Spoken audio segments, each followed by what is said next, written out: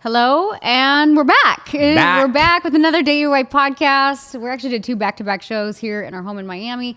Are you liking the podcast here in Miami? We've had some fun Love guests. it. Love the lineup. Love who's come through. We've had great couples. 2025 has been great lineup. It's been a good variety, you guys. Big time variety. From ex-cons to marriage counselors to our first lesbian couple. It's been a variety. We've had people dating. The common thing is like everybody is going through the same shit, like inside of the relationship. Like it doesn't matter what couple you talk to, they're all having these crucial conversations. And like I talked about on our last podcast, I was like, right now marriage is not like it was in its 50s. It's not this feminist movement. People that have been married are married right now. We're literally rewriting the rules of what it looks like to be in a healthy relationship. And it's like adopting some of those rules of like, yeah, the male and female roles, but it's also like mixing in this new day and age of how a relationship looks like.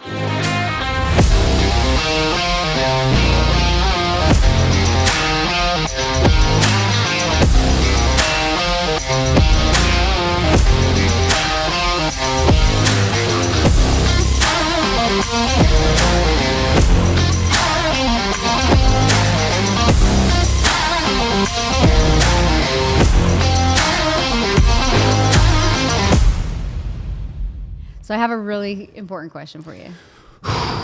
Me and ChatGPT are ready. No, you can't ask ChatGPT this one. Oh, you want a ChatGPT? No. I was going to say my really important question. Okay, ready. How many times per day do you think about sex? How many times per day do I think about sex? I'm up about 18 hours. You've got 60 minutes in an hour. I probably think about sex 15 times an hour. 15 times in 1 hour? Yeah. Unless I'm locked into a business What if you're on like a Zoom call with a dude? Your brain just goes No, we there. usually talk about sex.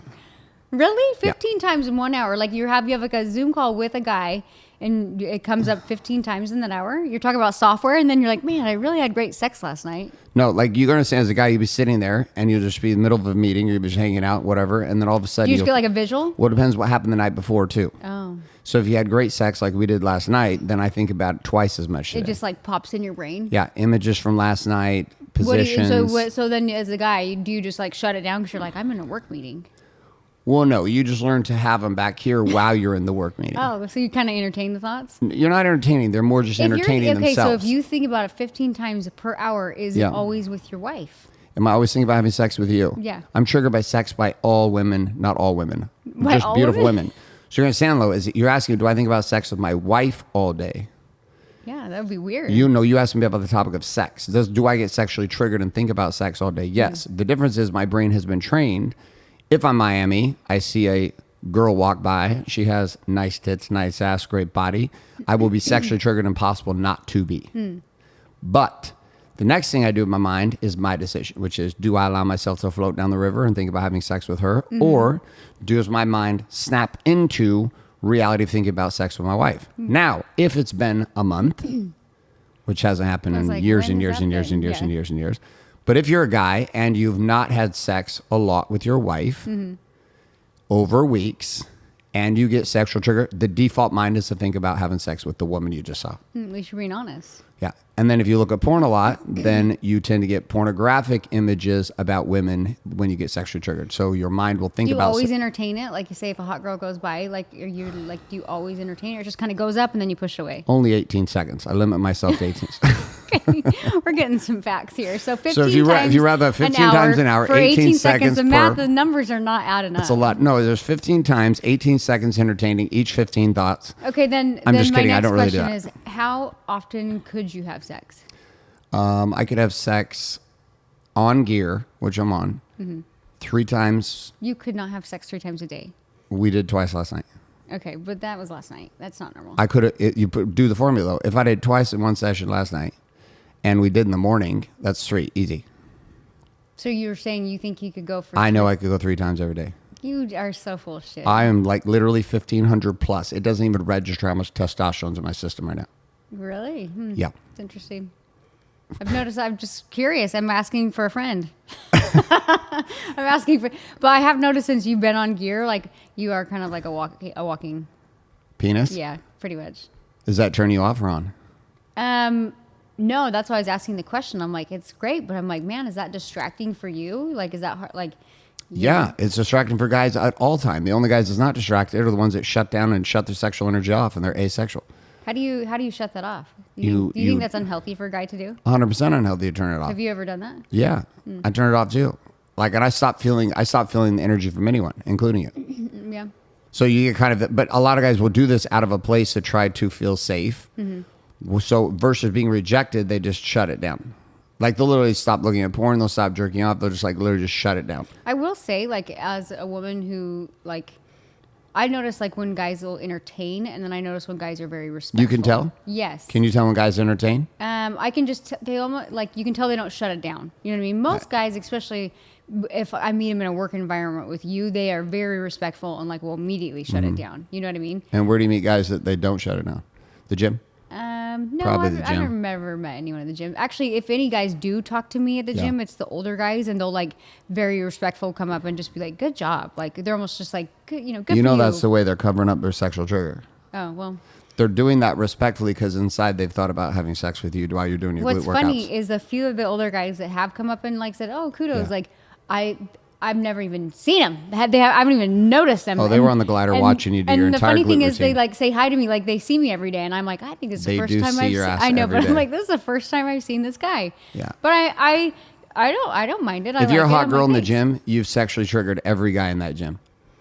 Every single guy Yeah, but has here's thought what's a hard. sexual Here's thought what's about hard her. for a girl is I'm like even you were giving me shit about my fitness page, and I'm like, I'm sorry, like I enjoy working out. I enjoy feeling Yeah. beautiful. I enjoy feeling powerful, and in a way, I'm like, I want to wear my cute workout outfit. I'm not going to Yeah. wear sweats to the gym. I got it. That's weird, you know. So then I know, like I have a cute body, and I'm going to wear my sports bra and my cute shorts.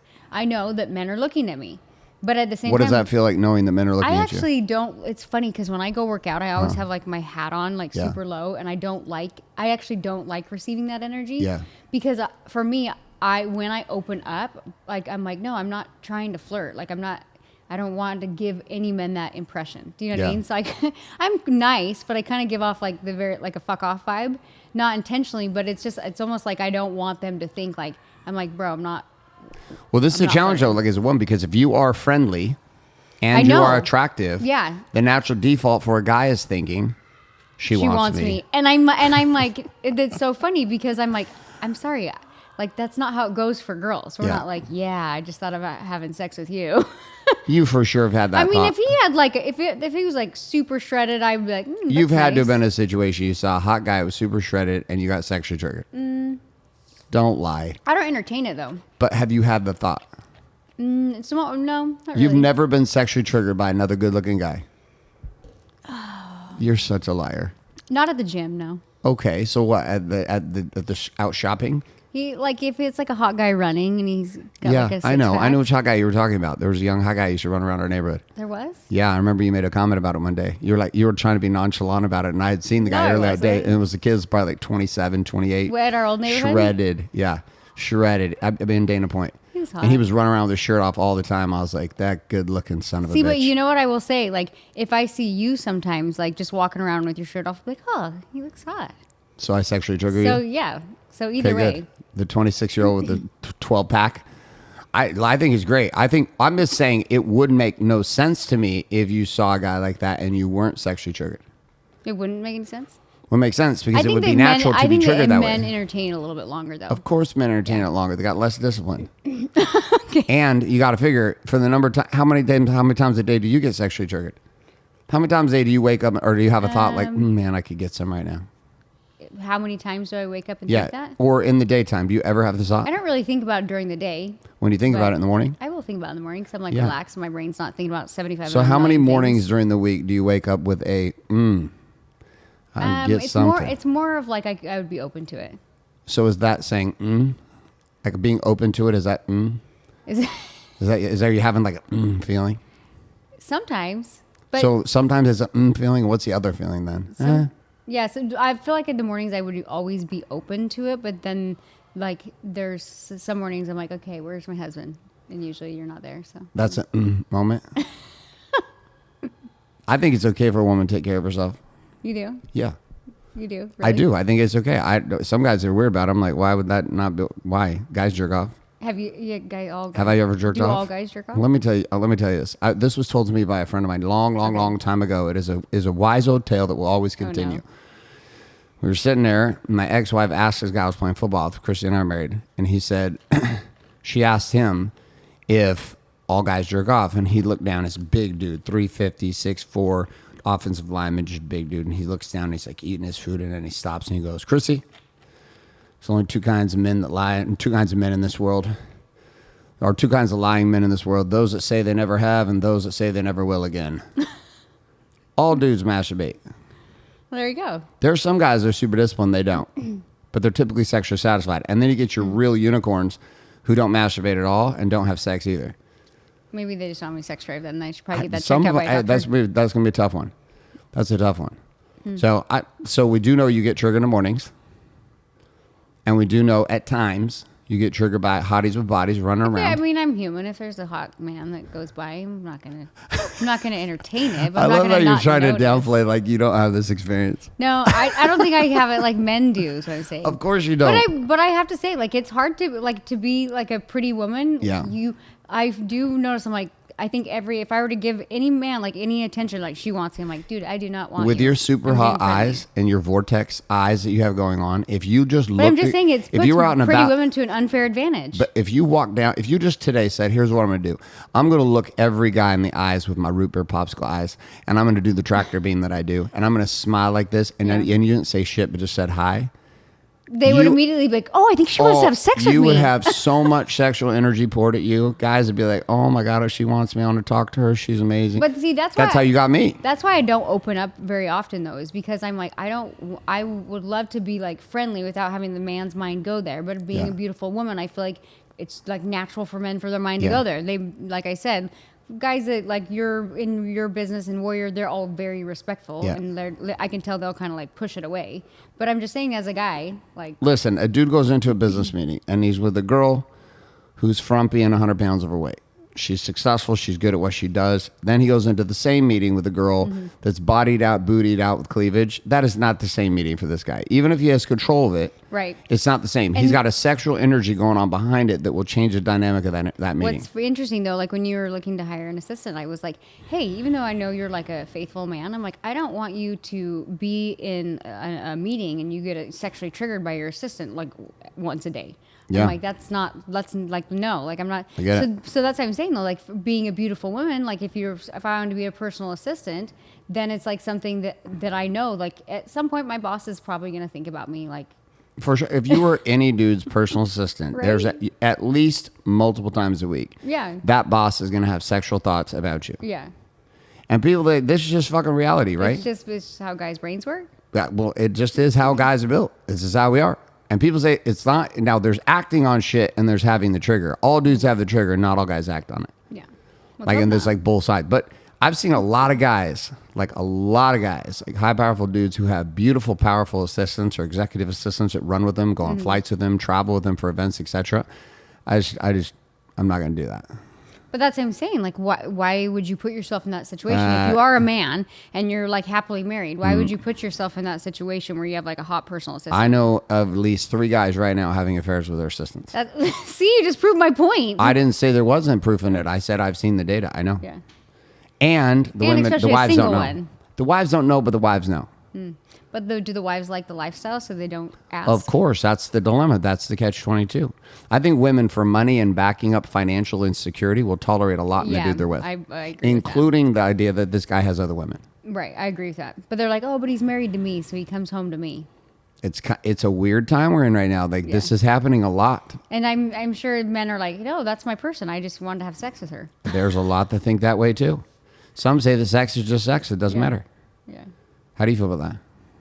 I mean, it could be, but I feel like if you're in a faithful relationship, that there's a lot more scarring behind that. Like, if you came home and went on a work trip and you're like, yeah, I met this girl at a bar, we just had sex, though. I'd be like, She doesn't mean anything to me. I'd be like, no. You're not gonna be okay with that? No. I'm like, no, that's not how that works. I feel like for men, for me, I'm like, why don't men have enough discipline, or why do they have such a big ego that they think that that's okay to do?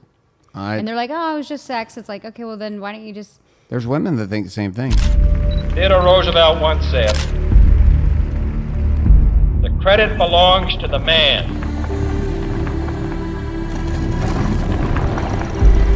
who is actually in the arena.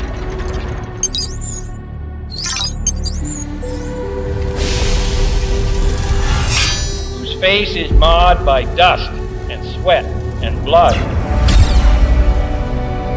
Who knows the great enthusiasms, the great devotions, and spends himself in a worthy cause." The man in the arena, 7,000 men, one city, one day, one mission. May 17, 2025, at the Maverick Center Arena in Salt Lake City, Utah. You are the man in the arena. You wake up every day to the weight of the trifecta: your wife, your kids, and your business. You fight battles most men don't understand. The war for your body, staying strong, energized, and unbreakable while stress and time that works against you. The war for your being, finding the certainty in God, your purpose, and the reason for you to keep pushing forward. The war for balance, navigating marriage and sex and intimacy and fatherhood while trying not to lose yourself in the process. The war for business, making money, keeping money, growing money, and leading your empire while everything else tries to pull you under. This isn't a game. This is war.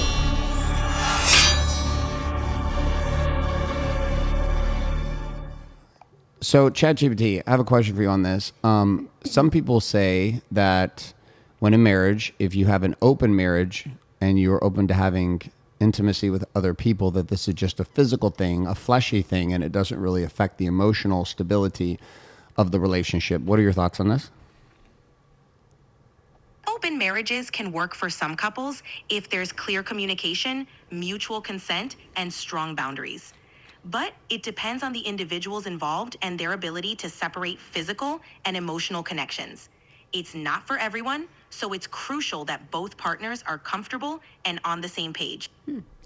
Hey, ChatGPT, based upon all of the work that you've done with me and across all my chats, do you feel that I am an emotionally stable enough man to have an open relationship? It sounds like you've been exploring a lot of personal growth and relationship dynamics. Whether an open relationship is right for you depends on your and your partner's comfort levels, communication, and boundaries. If you're considering it, open and honest dialogue with your partner is key. Yes, So the answer is no, I'm not emotionally stable enough. Not necessarily. Emotional stability isn't a simple yes or no. It's more about understanding your needs, your partner's needs, and having solid communication. It's all about what feels right for both of you. Clear.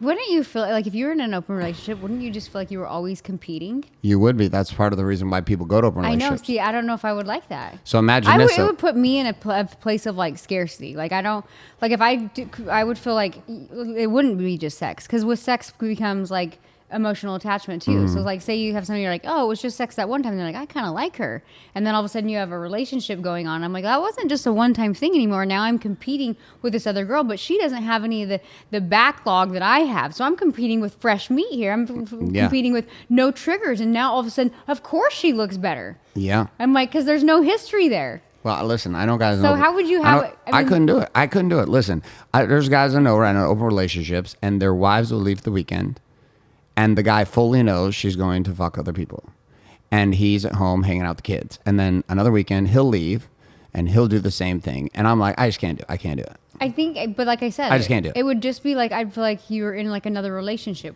with somebody else. Well, look at the and weird what tension. Why would then at that point I'm like, if you're more into her, then why are we still together? Yeah. Right. Like. Well, here's the challenge, right? So look at one side of it, which is it causes an interesting dynamic that I think has to be created in marriage, but can be created without doing that. But the dynamic is I have to know that you are powerful and beautiful and that truly desired by other men. Right? Because this keeps this a check. If you're 150 pounds overweight, you're mean and catty and being a critical bitch all day long, there's not a long line of dudes waiting for that girl. Just not a long line. So give me 100 pounds overweight, critical catty, Karen is my middle name, and I'm kind of a bitch. There's just not a lot of dudes looking for that. But if you have high value woman who's amazing and takes care of her kids and makes money and is beautiful and takes care of herself, there's a fucking million dudes out the door. If I died today, within 12 months, there'd be another dude in your bed.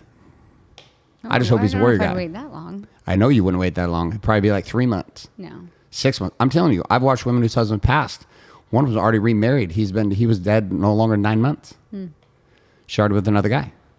So I'm like, So what are you saying? You have to recreate there that in has to be a marriage? dynamic. If like, there's not just one woman in the world who would be okay with riding a Gary J. White train. Okay. I know that.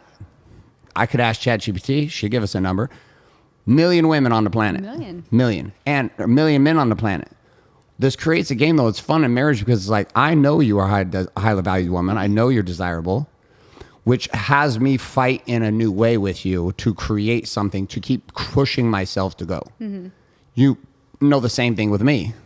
I'm not slowing down, which means it compels you to continue to push yourself and to grow. That is the theory with open relationship, which is with the tension that you have to show up because there's other competition in the field. It's what takes you back to the energy of dating, which is why people will say and do things in marriage they would never say in dating.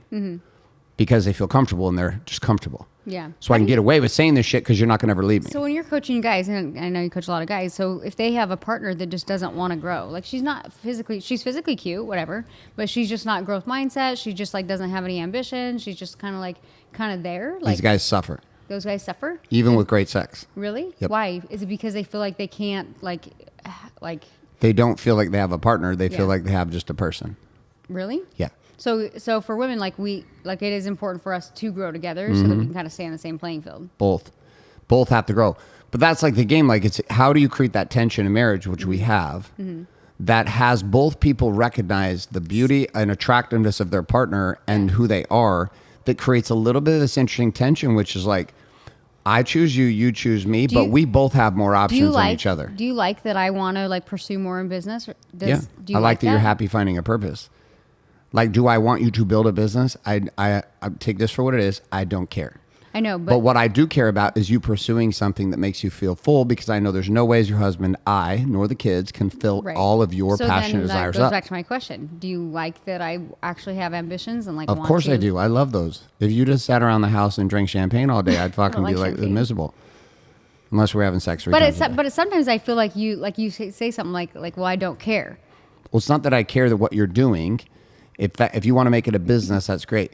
I support that. If you wanted to do a nonprofit, I support that. If you wanted I to think that sometimes though pursue art. I think sometimes I feel like you don't like it though, because then I'll be stressed out with work or whatever it is, and you want to come home to a wife that's not stressed out. Oh yeah, for sure. But Those are different topics. But the thing is I will tell you, as a woman, it's more stressful to be at home with the kids all day. I get it. So for me, I'm like, there's times when like I'm doing events or whatever, and I come home and when you come home and you're like exhausted but exhilarated at the same Yes. time.